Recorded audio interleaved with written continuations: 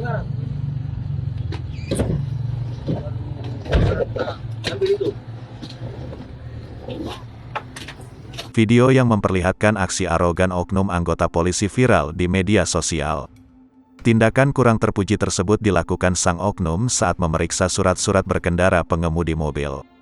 Video tersebut diunggah oleh akun Instagram @jakarta_zone, Minggu, tanggal 22 Agustus tahun 2021. Dalam video yang beredar, oknum polisi tersebut berbicara dengan ketus terhadap pengendara mobil. Bahkan, ia sempat melemparkan SIM yang diberikan pengendara mobil. Video berdurasi 25 detik itu pun mendapat berbagai reaksi dari warganet.